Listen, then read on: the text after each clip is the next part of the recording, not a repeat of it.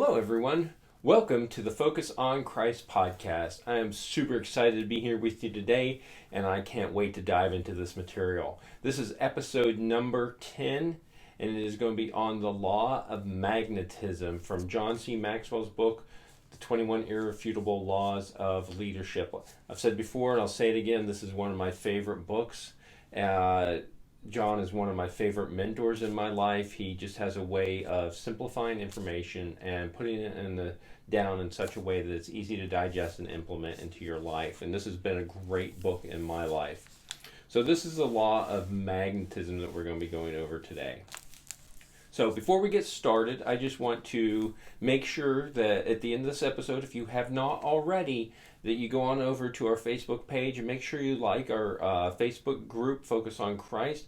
Our Instagram page is also Focus on Christ, and there's of course a YouTube channel where you can see this in video format. If you want to do a little bit more than just listen to it on the iTunes podcast, so you can get this information in several different ways. So I want to encourage you, if you haven't done that, once this is over, go ahead and go over there and look at those and make sure that you're getting content as it comes out, because we do release things sometimes in the middle of the week, and it just depends. There's new stuff coming all the time, and I don't want you to miss out. Also, if you haven't been over to focusonchrist.com recently, you might want to head on over there and check out some of the resources that we have on focusonchrist.com. There's a lot of little tools, tips, and tricks that you can get that will help you keep your eye on Christ throughout your day. I know that is what is most important to you. I know it's what's most important to me, and if I can find a way to share that in a simple format to help you to do that same thing, it's going to change your life. And so that's one of my goals. That's a part of my vision and a part of my mission in this life, is to help more people to stay focused on Christ so they can live into that vision and mission that God has given them, and to maximize the use of their skills, talents, and abilities. Too many times we don't do that well. We don't live in and lean into the gifts that we've been given. And I think at the end of time that we're going to be held accountable for that. And I want God to be able to say to you, rather, well done, good and faithful servant. And so I just want to encourage you to go on over there. And we do have a membership site that's associated with that webpage. So once you sign up for the free information that's on there, I want you to go ahead and make sure you get in that membership site, because that's where we're going to put a lot of new content. You'll get some stuff through email that lets you know new stuff is coming or new stuff has been put in there. However, I want to make sure that you get it and you can have access to it easily. So I want to make sure you get that membership site set up. Let's go ahead and dive right into today's material. I think you're going to really enjoy it. This is one of my favorite laws, like all the other 21, or 20 rather. This is one of the 21 irrefutable laws, and it, of course, is my favorite. And the reason it's my favorite is because, like most of the laws, they speak to me in so many ways. The law of magnetism says, who you are is who you attract. So who you are is who you attract. Have you ever had a boss or a coworker or someone tell you that they're one of those people that everybody feels that they can confide in, or they're one of those people that everyone feels that they can just feel free to unload all their baggage on them, and they're just going to sit there and listen and take it and absorb it, and they're always asking, why does everybody come up to me and dump all their baggage on me? Why does everybody think it's okay to just walk up to me just because I happen to be working here and standing here, and feel it's okay to just unload all their stuff on me? Or why is it that people feel so comfortable with me coming up to me and sharing some very important or intimate or personal stuff with me, like I'm, who knows why? Some of that is biochemical, and some of that is the law of magnetism. You're going to attract people to you that are like you. And when I say that, maybe it's not who you think you are intellectually, but it's who you are inside. Our subconscious directs our body to portray certain body language sometimes, and that will attract certain types of individuals. So why those things are important is because this is an area of your life that you can control. This is an area of your life that when you see when you make statements like, I don't understand why all my employees are doing this. Well, you have attracted that type of person, which means that the change needs to happen within you. When you're asking yourself the question, why do all my employees do X? Or why do all my employees do this? That comes back to the leader. Everything rises and falls on leadership. Leadership is influence, nothing more, nothing less. When you see these things going on in your life, and in your leadership role, in your organization where you have a leadership capacity, or maybe it's your friends that you have surrounded yourself with, you feel like your friends are always dragging you down, there's a reason for all of that. And it's because you have somehow attracted that type of person either through your actions or your words or your thought processes, different ways that you can attract people to you. Now, the law of magnetism is very closely related to one of the seven universal laws, and I really don't want to get into that right now. We will be talking about that here in the future, but not today. It's important to understand, though, that there are some things that are very physiological and energy related that attract people to you. And it's not mystical, it's not magical, it's simply how energy works. You can think of positive ions and negative ions and how they repel or attract each other. So positive and negative attract, or negative and negative repel, or positive and positive repel.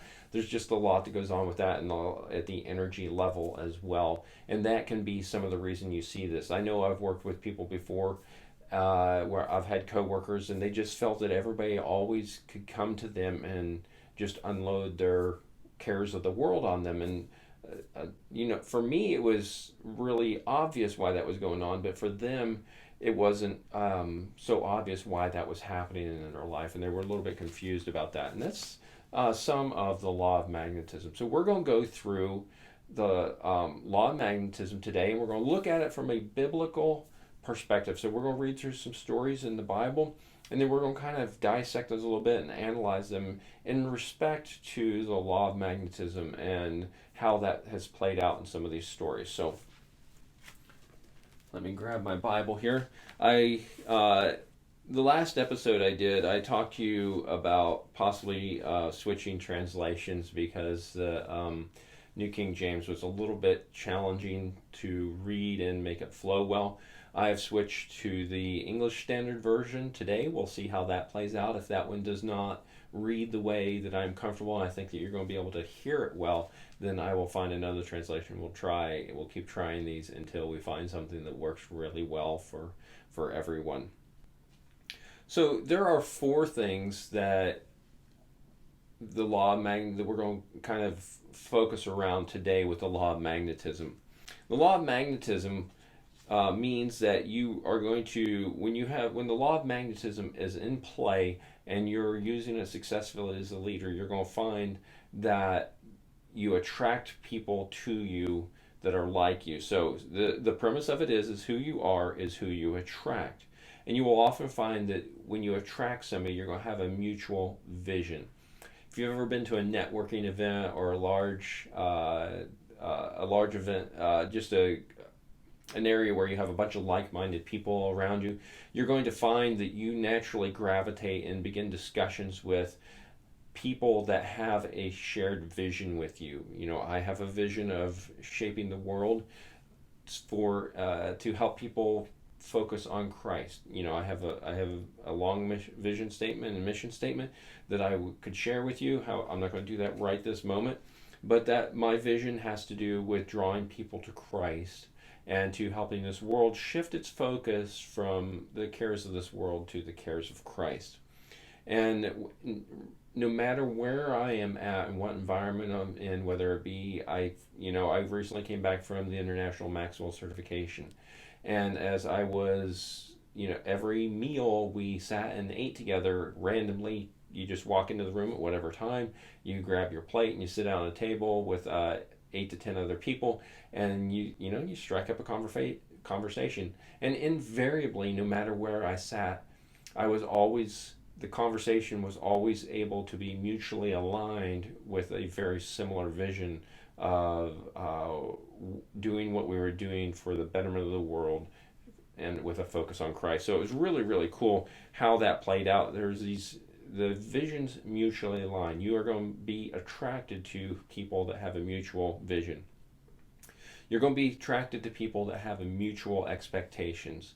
So you have this overarching vision of what you want to do, and then you have expectations on how you're going to get there and on what it's going to take to get it done and what that's going to look like. And so you're going to have some mutual expectations. You're going to have some mutual contribution. All parts have to work together to achieve this vision, and that's how the law of magnetism works. You can think back to this, and I'm not going to be able to quote it exactly or reference it, but back in the New Testament it talks about every part of the body, every joint, every sinew, every muscle, all plays a part in the body of Christ.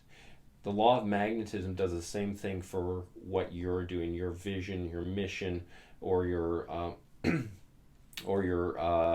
organization, whatever that happens to be. You're going to have that. You're going to have that mutual contribution, and then you're going to have mutual commitment.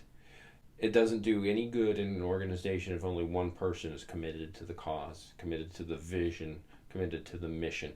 Everybody has to be mutually committed. And the law of magnetism states that you're going to attract these people to you that will be mutually committed. And so these are the four frameworks that we're going to use as we go through looking at some of these passages today here in the Bible. So mutual vision, mutual expectations, mutual contribution, and mutual commitment. When you are uncomfortable and you feel that things are not aligned, oftentimes you will find that one of these isn't being met, and usually that's because there is a weakness in you as the leader, that there is something that you need to work on, you need to develop so that you can raise yourself up in that area, and so that you can grow in your leadership and thus grow into this law. And the beauty of the law of magnetism, one of the things that's really neat about it, is that this is an area where you can grow. There are laws that we will discuss that are much more difficult to grow in if you're not predisposed to that law in the first place. However, this law is one of the laws that is easier to grow in. So if you notice that you're attracting people that you don't necessarily want to work with and don't support your vision and don't have the same expectations, contribution, and commitment, then that's something that you can work on to improve. And once you improve that, then the law of magnetism will come into play more, and you'll see that the people that you attract in your organization smooth out. So yes, you can hire people that are better than you. You can hire people to fill in gaps for you. However, over the course of the time, if you are not aligned, if your vision doesn't align, and then your expectations, contribution, and commitment don't align, that person, even though you hired them in and they're better than you, they're eventually either going to replace you or they're going to move on into another organization where things line up a little bit better for them. So that's one of the things about the law of magnetism as well. We're going to start today in Joshua chapter 23. This is a little bit longer of a reading. It does go through chapter 24 and verse 28. So it is a little bit of a longer reading. But we're going to go through this. And this is as Joshua's preparing to come to the end of his time. So let's start in Joshua 23 and verse 1. It says, a long time afterward, when the Lord had given rest to Israel from all their surrounding enemies, and Joshua was old and well advanced in years, Joshua summoned all Israel, its elders and heads, its judges and officers, and said to them, I am now old and well advanced in years, and you have seen all that the Lord your God has done to all these nations for your sake. For it is the Lord your God who has fought for you. So we're seeing that Joshua is coming to the First off, let's just acknowledge that Joshua was a fantastic leader during his lifetime. He served a fantastic purpose after Moses, and he just really stepped in and led the people of Israel well. And we'll see if we continue to read after the book of Joshua here that there would be things would start not going as well for Israel after Joshua left. And we talked in the Law of Legacy about how Moses did a good job of establishing Joshua and setting up a legacy, but Joshua didn't do as well as Moses did. So it's there's a lot to learn in this story. Picking up in verse 4, behold, I have allotted to you as an inheritance for your tribes those nations that remain, along with all the nations that I have already cut off from the Jordan to the great sea in the west. The Lord your God will push them back before you and drive them out of your sight, and you shall possess their land, just as the Lord God promised you. Therefore be very strong and keep and do all that is written in the book of the law of Moses, turning aside from it neither to the right nor to the left, that you may not mix with those nations, not mix with these nations remaining among you, or make mention of the names of their gods, or swear by them, or serve them, or bow down to them. But you shall cling to the Lord your God, just as you have done to this day. For the Lord has driven out before you great and strong nations, and as for you, no man has been able to stand before you to this day. One man of you puts to flight 1,000, since it is the Lord your God who fights for you, just as he promised. Be very careful, therefore, to love the Lord your God. So we can see Joshua here is casting that mutual vision for the tribe of Israel. He is reiterating verbally how their visions are aligned. And so he is reinforcing that law of magnetism. And you can do that in your organization just as Joshua is doing here. So picking up in verse 12, it says, for if you turn back and cling to the remnant of the nations remaining among you, and make marriages with them, so that you associate with them, and they with you, know for certain that the Lord your God will no longer drive out these nations before you, but they shall become a snare and a trap for you, a whip on your sides and thorns in your eyes, until you push them off this good ground that the Lord your God has given you. So here he's verbally reiterating the vision to them, that mutual vision, and he's telling them what's going to happen if their visions cease to align and their expectations. So he laid out some expectations for them as well as how they're supposed to serve and live. And he's like, this is what's going to happen if these expectations are not met. And now I'm about to go the way of all the earth. And you know in your hearts and souls, all of you, that not one word has failed of all the good things that the Lord your God has promised concerning you. All have come to pass for you. Not one of them has failed. But just as all the good things that the Lord your God promised concerning you have been fulfilled for you, so the Lord will bring upon you all the evil things until he has destroyed you from off the good land that the Lord your God has given you. If you transgress the covenant of the Lord your God, which he commanded you, and go and serve other gods and bow down to them, then the anger of the Lord will be kindled against you, and you shall perish quickly from off the good land that has been given to you. And so we're seeing all four of these pieces laid out very succinctly here in chapter 23. The mutual vision's been explained, the mutual expectations, the mutual contribution. The people of Israel have to give their piece as well, and then that mutual commitment. They have to stay committed and remain committed. And that's one of the things that we'll see in the future that doesn't happen so well. They do intermarry, they do worship the idols, and they allow this people to contaminate their lives, and then that just trickles back up. Then they stop contributing, and then their expectations change, and then their vision completely changes, and they no longer want to serve the living God. We'll pick up here in chapter 24, and this goes down to verse 28. It says, Joshua gathered all the tribes of Israel to Shechem, and summoned all the elders and the judges, and the officers of Israel, and they presented themselves before God. And Joshua said to the people, thus says the Lord, the God of Israel, long ago your fathers lived beyond the Euphrates, Terah, the father of Abraham, and Nahor, and they served other gods. Then I took your father Abraham from beyond the river, and led him through all the land of Canaan, and made his offspring many. I gave him Isaac, and to Isaac I gave Jacob and Esau.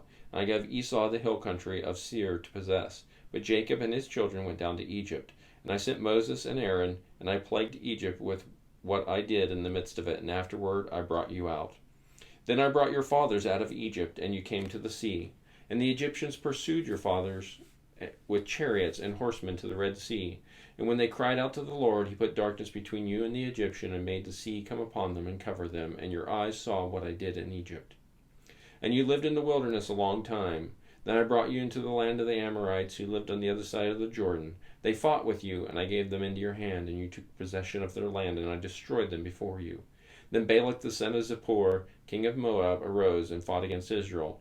And he sent and invited Balaam the son of Beor to curse you, but I would not listen to Balaam. Indeed, he blessed you. So I delivered you out of his hand.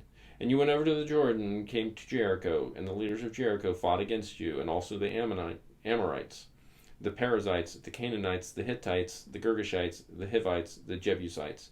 And I gave them into your hand. And I sent the hornet before you, which drove them out before you, the two kings of the Amorites. It was not by your sword or by your bow. I gave you a land on which you had not labored, and cities that you had not built, and you dwelt in them.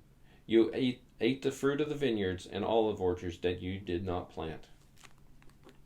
Now therefore fear the Lord and serve him in sincerity and faithfulness. Put away the gods of your fathers, put away the gods that your fathers served beyond the river and in the Egypt, and serve the Lord. And if it is evil in your eyes to serve the Lord, choose this day whom you will serve, whether the gods your fathers served in the region beyond the river, or the gods of the Amorites in whose land you dwell. But as for me and my house, we will serve the Lord. This is one of those famous passages right here. Is Joshua 24 and the end of verse 15 says, but as for me and my house, we will serve the Lord. And so this is one of those passages that's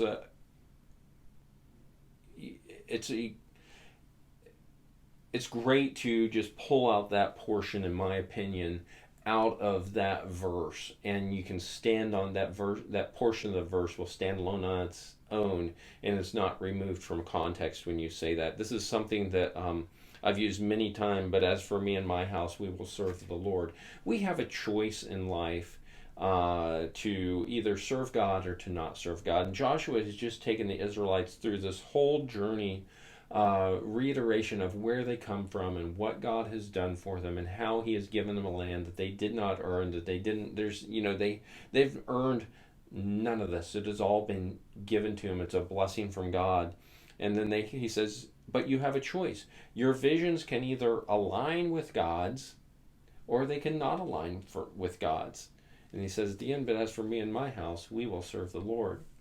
You're going to have a choice sometimes when it comes to the law of magnetism, and you see people around you that you're not happy with, that don't belong in your life because they're not serving your greater vision and your greater purpose in life, and you have to make that hard decision sometimes.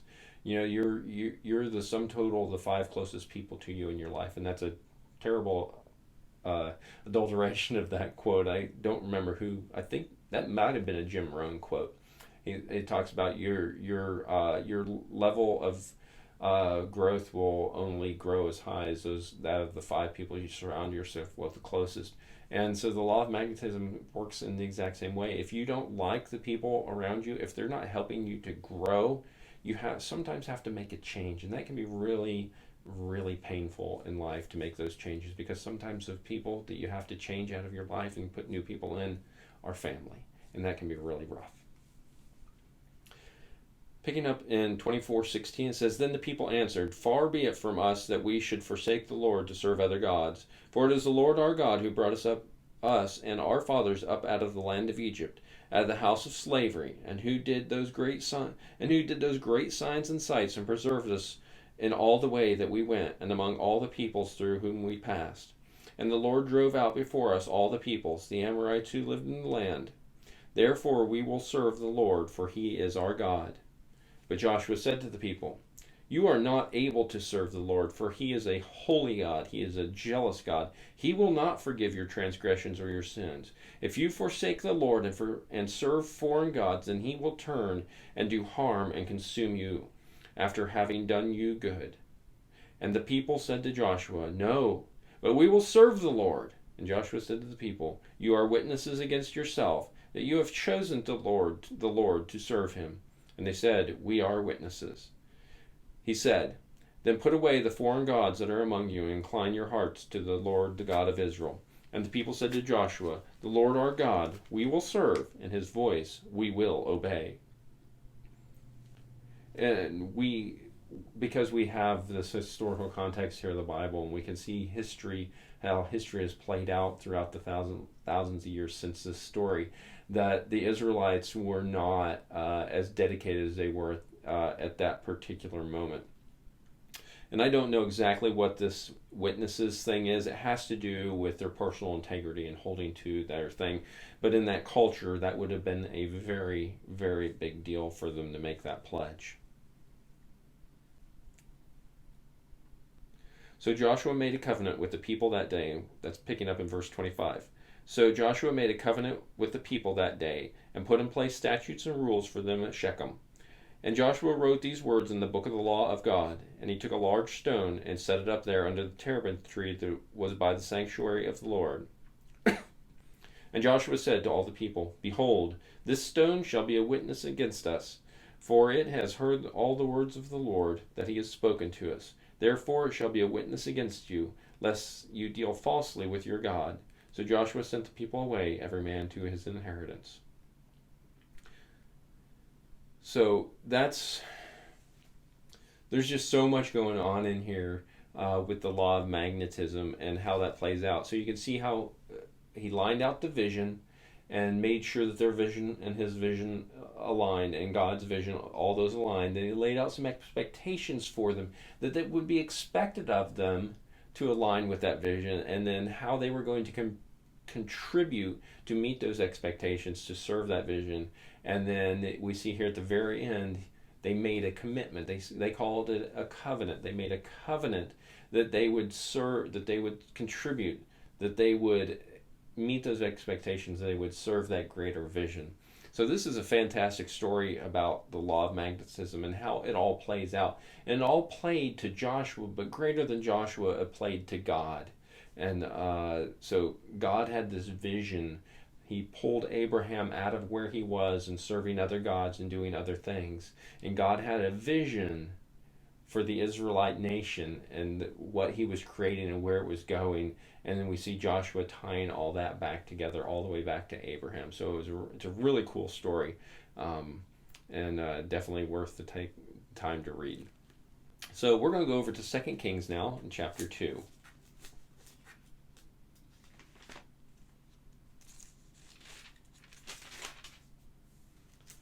2 Kings chapter 2, and we're going to start, and we're going to read 1 through 15.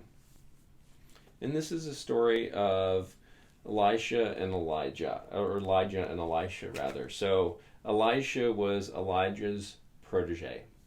So we're going to read just these first 15 verses here in 2 Kings chapter 2. So we're going to see how the law of magnetism plays out in the life of Elijah and Elisha. It says, Now, when the Lord was about to take Elijah up to heaven by a whirlwind, Elijah and Elisha were on their way from Gilgal. And Elijah said to Elisha, Please stay here, for the Lord has sent me as far as Bethel. But Elisha said, As the Lord lives, and as you yourself live, I will not leave you. So we see right there's a different play on the law of magnetism. We see Elisha being drawn so tightly to Elijah that he says, As long as the Lord lives and you yourself live, I will not leave you. Elijah has attracted to himself Elisha so tightly by having these four factors, the vision, expectation, contribution, and commitment, all aligned so tightly to serve God, that Elisha says he will not leave him. So they went down to Bethel. And as the sons of the prophets who were in Bethel came out to Elisha and said to him, "Do you know that today the Lord will take away your master from over you?" And he said, "Yes, I know it. Keep quiet." So this is he's the other prophets know what's going to happen today, and that Elijah is going to be taken from him. And Elisha is kind of like, I don't want to hear about it. I just want to, maximize my time here. Elijah said to him, "Elisha, please stay here, for the Lord has sent me to Jericho." But he said, "As the Lord lives, and as you yourself live, I will not leave you." So they came to Jericho. The son of the prophets who were at Jericho drew near to Elisha and said to him, "Do you know that today the Lord will take away your master from over you?" And he answered, "Yes, I know it. Keep quiet." So again, it's the same thing. A whole new set of prophets know about what's getting ready to happen, and that Elijah is going to be taken up into heaven, and Elijah is again not wanting to really confront that, and to just stay with Elijah as long as he can. Then Elijah said to him, "Please stay here, for the Lord has sent me to the Jordan." But he said, "As the Lord lives, as you yourself live, I will not leave you." So the two of them went on. 50 men of the sons of the prophets also went with them, and stood at some distance from them as they were standing by the Jordan. Then Elijah took his cloak and rolled it up and struck the water, and the water was parted to the one side and to the other, till the two of them could go over on dry ground. Really interesting story here about the parting of the Jordan. We see that happen earlier when Aaron, and as they're crossing over the Jordan on dry ground, and we see this at the Red Sea with Moses. And this is a form of baptism. This is we see when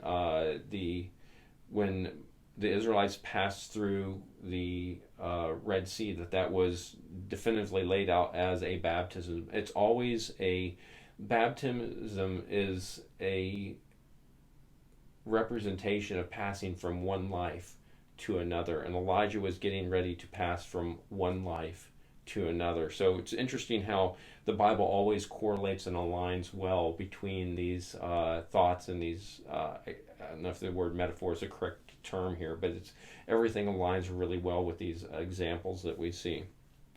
It says, "And when they had crossed, Elijah said to Elisha, 'Ask what I shall do for you before I am taken from you.' And Elisha said, 'Please, let there be a double portion of your spirit on me.' And he said, 'You have asked a hard thing. Yet, if you see me as I am being taken from you, it shall be so for you. But if you do not see me, it shall not be so.'" So Elijah is helping Elisha to own the commitment that he has just asked. He's asked for a double portion of whatever Elisha had. And in his mind, he's probably thinking wisdom and the ability to serve God to a greater capacity, and so on and so forth. And Elisha's just saying, Elijah's just saying, you really don't know what you're asking for here. But, however, if you're committed and you're willing to keep your eyes on me while I'm being taken up, then it will be given to you. However, if you're not, if your vision doesn't align the way it's supposed to, and if your expectations, contribution, and commitment aren't true, then it's not going to happen for you. And that's we see that play out in our lives very well. And so we're picking up in verse 11. It says, "And as they still went on and talked, behold, chariots of fire and horses of fire separated the two of them. Then Elijah went up by a whirlwind into heaven. And Elisha saw it, and he cried, 'My father, my father, the chariots of Israel and its horsemen!' And he saw him no more. Then he took hold of his own clothes, and he tore them in two pieces. And he took up the cloak of Elijah that had fallen from him, and went back, and stood on the bank of the Jordan. And he took the cloak of Elijah that had fallen from him, and struck the water, saying, 'Where is the Lord, the God of Elijah?' And when he had struck the water parted to the one side and to the other, and Elisha went over." And this is where Elisha's life begins to change. Again, we have the baptism metaphor here, where Elisha is part of the Red Sea, and he walks through. He is being baptized, and he's moving into a whole new section or station in his life. So really, really cool metaphor here. And it's a great story that really talks about the law of magnetism and how two people can be so closely tied because they have a mutual vision, they have mutual expectations, a mutual commitment, contribution, and a mutual commitment. So you can see how all that aligns. And if you've done any other reading on Elisha and Elijah in the Bible, then it kind of will tie all those parts and pieces together for you pretty well. We're going to go over to 1 Chronicles now. So 1 Chronicles chapter 11. We're going to look at the story of how King David attracted people.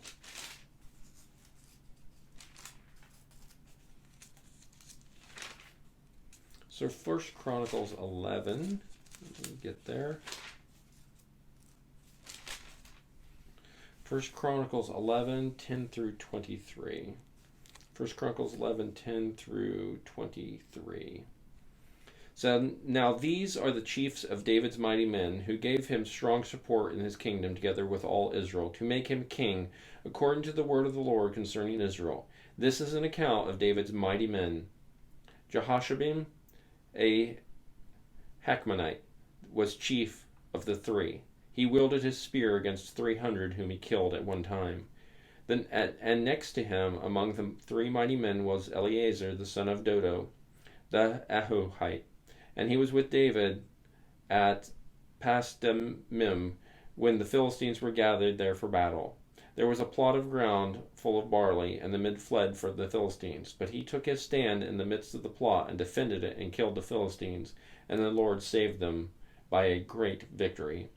3 of the 30 chief men went down to the rock to David at the cave of Adullam when the army of the Philistines was encamped in the valley of Rephaim. David was then in the stronghold, and the garrison of the Philistines was then at Bethlehem. And David said longingly, "Oh, that someone would give me water to drink from the well of Bethlehem that is by the gate." Then the 3 mighty men broke through the camp of the Philistines and drew water from the well of Bethlehem that was by the gate, and took it and brought it to David. But David would not drink it. He poured it out to the Lord and said, "Far be it from me before my God that I should do this. Shall I drink the lifeblood of these men? For at the risk of their lives they brought it." Therefore he would not drink it. These things did the 3 mighty men. So we're seeing, I love these Old Testament stories, and they make my skin tingle as I read through them to you guys. It's just, they're so powerful of visualization of how powerful the law of magnetism can be.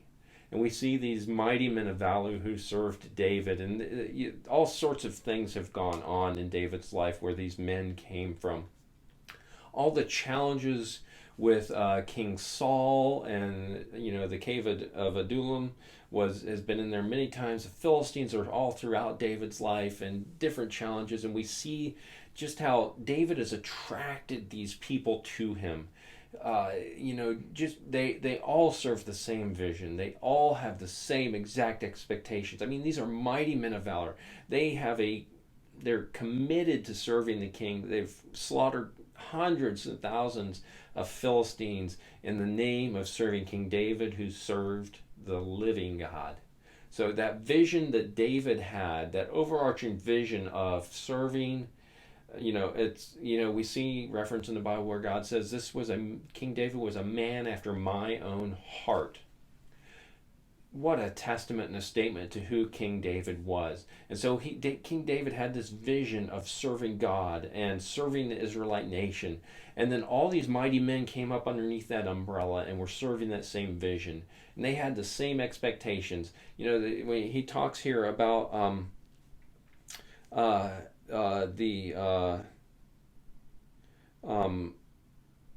Eleazar, the son of Dodo, the Ahohite, and it talks about how he was in the middle of that field holding that ground on his own, and God gave a great victory that day. Just so, how powerful is the law of magnetism? This man would do that for King David. It's just amazing level of commitment that's so hard to imagine these days. I think about what am I committed to in my life that I would stand in a field and fight an army just to serve the vision, the greater vision. And it's very few people today will do anything but serve themselves. You just very few people will do anything other than serve themselves unless they think they're going to get something out of it. And then there's a chance, but they're not really serving someone else. They're serving what they're going to get from someone else, or from the notoriety from a situation. So pride and status obviously come into play there. So really, really powerful stories here that talk about the law of magnetism and just how that related in David's life. We're going to pick up in verse 20 in chapter 11 of 1 Chronicles. It says, "Now Abishai, the brother of Joab, was chief of the 30. And he wielded his spear against 300 men and killed them and women and won a name beside the 3. He was the most renowned of the 30 and became their commander, but he did not attain to the 3. And Benaniah, the son of Jehoiada, was a valiant man of Kabzeel, a doer of great deeds. He struck down 2 heroes of Moab. He also went down and struck down a lion in a pit on a day when snow had fallen. And he struck down an Egyptian, a man of great stature, 5 cubits tall." That's a tall guy. The Egyptian had in his hand a spear like a weaver's beam, but Benaniah went down to him with a staff and snatched the spear out of the Egyptian's hand and killed him with his own spear. Wow, it's just, this is a Goliath-sized individual. So remember how David killed the giant Goliath? This is, the same term is used. He had a spear the size of a weaver's beam. That's the same size of spear that was used to describe Goliath's spear. Just amazing how group of individuals here that were serving King David. And it all has to do with the law of magnetism, how David was able to attract that type of people to him by serving the living God. Really cool. We're going to go over to Ezekiel 16 now.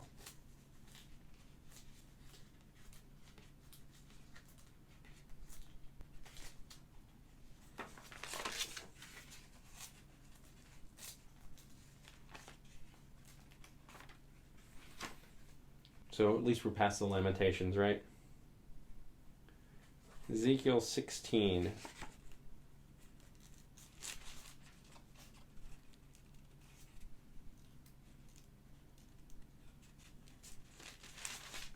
There's a lot to learn in the Lamentations, but sometimes they're really interesting to read. We may get into them, though, eventually in some of this. We're going to read verses 23 through 29. And this is an example of what happens when things don't align so well. "And after all your wickedness, woe to you, declares the Lord God. You built yourself a vaulted chamber and made yourself a lofty place in every square. At the head of every street you built your lofty place and made your beauty an abomination, offering yourself to any passerby and multiplying your whoring. You also played the whore with the Egyptians, your lustful neighbors, multiplying your whoring to provoke me to anger. Behold, therefore, I stretched out my hand against you and diminished your allotted portion and delivered you to the greed of your enemies, the daughters of the Philistines, who were ashamed of your lewd behavior. You played the whore also with the Assyrians, because you were not satisfied. Yes, you played the whore with them, and you still were not satisfied. You multiplied your whoring also with the trading land of Chaldea, and even with this you were not satisfied." This is what happens when the law of magnetism is going to work. It's a law. It's not like it's a choice. It's not like it's a sometimes it's going to work and sometimes it's not. It's always going to work. And that's why I started this out with saying if you notice that you don't like the people that you are around, it's you who has to change. And so this is an example from the prophet Ezekiel, and he's talking to the children of Israel about some of the terrible things they have done by their choice to attract to themselves the everything that isn't God. Absolutely everything. And he talks about it, he calls it whoring, going about and whoring, is that even some of the pagan cultures were just aghast at how far they had gone in their falling away from God. But it all works the same. They had a different vision. Their vision was no longer was no longer aligned with God. It was aligned with pagan worship. It was aligned with these other gods. It was aligned with Asherah poles and Baals and all these other things. And so they have a different set of expectations that are living to. They have a different type of contribution. They're no longer contributing to God and God's work. They're contributing to the pagan gods and their false gods. And then their commitment. This massive amount of commitment no longer aligns with God, but it aligns rather with these pagan gods. And so we can see that the law of magnetism works both ways. It doesn't care what direction it goes. It cares where the energy flows. So there's a saying, let's see if I can get it right. Energy flows, where attention goes, energy flows. So where attention goes, energy flows. So if your attention's over here and you're being drawn to these other things, then that's where your energy is going to go. So the law of magnetism is the exact same thing. If your vision, overarching vision, is for God, then that's where your energy is going to flow and it's going to draw up in that direction. However, if it's to false gods and to idols and to pagan worship, then that's where your energy is going to flow. And so the law of magnetism plays out regardless. Let's look over in the New Testament in Acts chapter 2. So this will be our last passage that we're looking at today.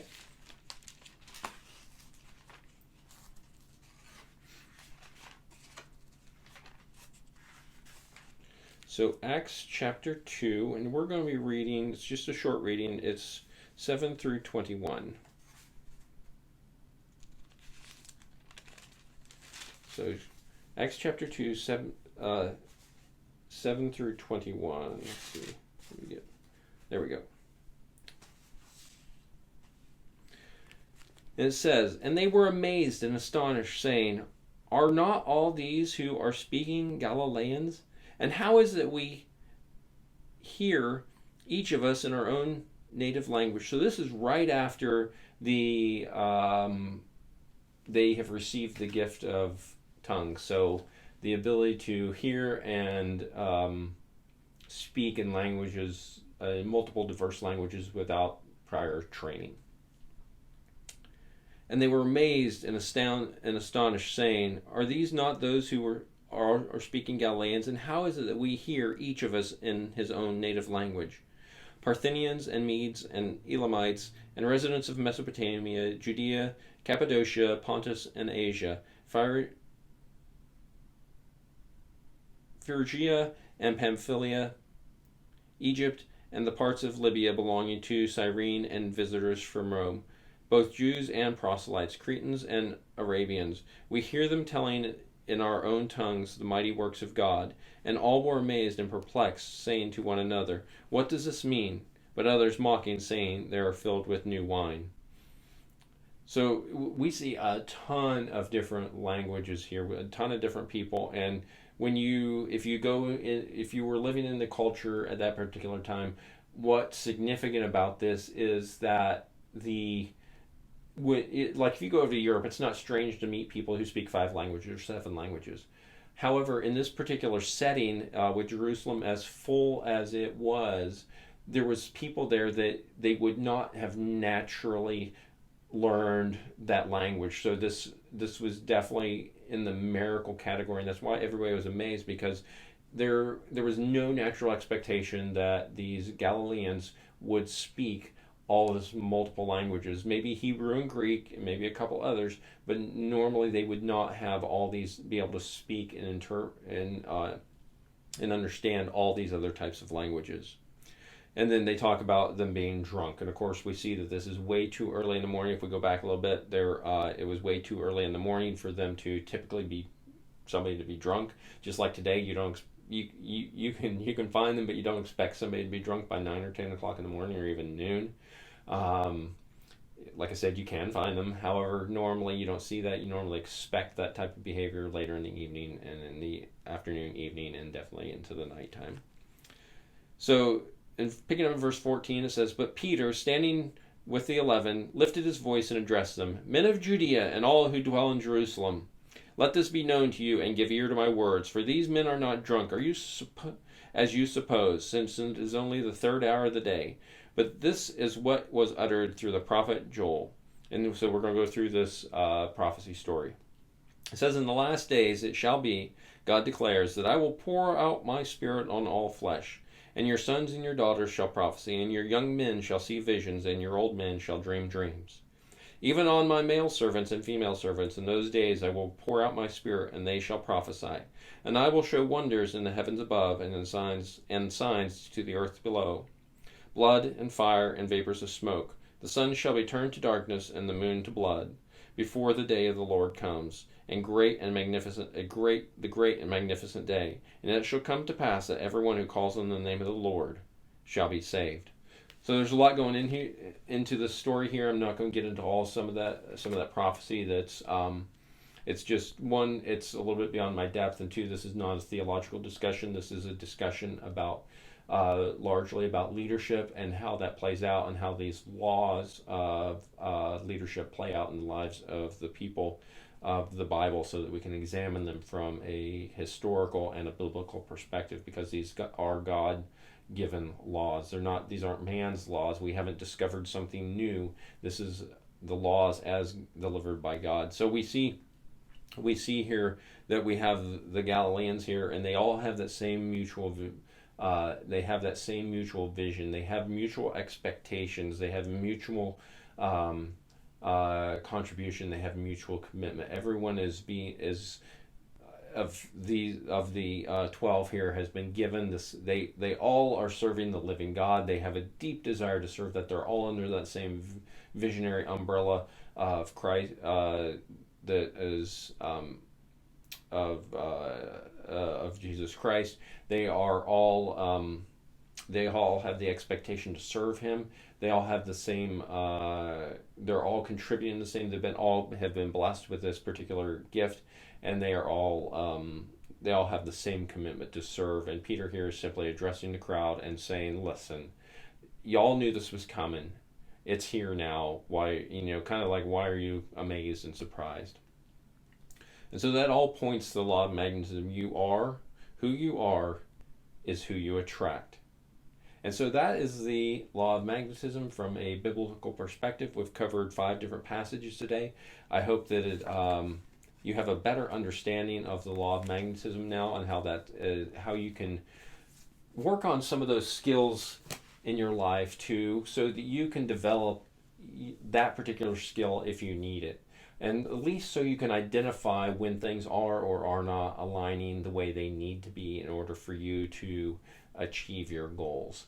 The law of magnetism, like I said, is one of my favorite laws. It's one of those ones that just kind of hits you in the face every now and then. It's just kind of like, I don't like this. I'm not happy with this. I'm not happy with these people in my life. Da, da, da. That's on me. If I'm not happy with where I am and what's going on in my life, then that's on me. I had to make a decision in about 5-6 years ago to leave the military and retire. I retired at 23 and a half years. I could still be serving today and doing good and great things for my nation. However, I knew that if I kept surrounding myself with that type of environment, it wasn't going to serve my family well. I had been on 2 deployments since I had met my wife, and they were almost back to back. It was like being gone for almost 2 years straight. So there were some gaps in there between and different things like that, but the stress level was super high. And I knew if I didn't change out of that environment, that I would never change. And I wouldn't grow into the person who I wanted to be. I've also made a decision recently to invest very significantly to make sure that I'm surrounding myself by people that are better than me and people that can bring me higher and take me places I can't go on my own. And that was a deliberate choice to surround myself. And it was a financial investment to surround myself with people that were bigger and better than me. Because if I can raise my level, then I will attract better people to me and to the vision that I have. And the vision I have is so important. It's so critical to not just my life, but it's critical to a lot of other people's lives. I have this vision of changing and shaping the world to serve Christ and to put Christ at the forefront of for people to help people learn how to put Christ at the forefront of their planning process and their daily process, so that Christ and God never leaves their mind no matter what they are, and that way they can help make better decisions and take better actions throughout the course of their life. So it's super important to me, and I hope it becomes important to you as well. So before we get out of here today, I just want to make sure that you've gone over, you head over to our social media sites and like those sites so you can stay up to date with our current releases of information and new content that's coming out. Make sure you're on our membership portal. In order to do that, you need to go over to focusonchrist.com and just register on that website, and that'll get you into the membership portal, and you'll have access to all sorts of information that's really going to just get you jump started and get your feet wet. Super simple and easy stuff to do to help you keep your focus on Christ every single day. Again, if you enjoy this content, wherever you've picked this up at, I don't know whether it's going to be on YouTube or iTunes, make sure you subscribe to our podcast, and so you can stay current with as we release out new episodes. We get somewhere around 2 to 3, sometimes more, sometimes less, of these episodes drop every week, and as we go on, they'll become more and more frequent. So I hope this has helped. If you have any feedback you would like to leave, I appreciate your feedback. You just put that in the comments wherever you're seeing this. Drop a comment in there, and I will get that. Also, if you have questions or things that you would like answered, or you have leadership questions, or how does this tie in, or whatever, please ask your questions. The only the only stupid question is a question that's not asked. So I want to encourage you to ask questions so that I can answer your questions specifically. And this information that I'm giving you is really good information. However, if I can answer your specific questions through this process, it will become so much better, and it will make me feel great to be able to answer your questions, and I know how good that's going to make you feel to have some resolution on that as well. So anyway, I hope you enjoyed. I hope it added value, and I can't wait to talk to you guys next time. God bless.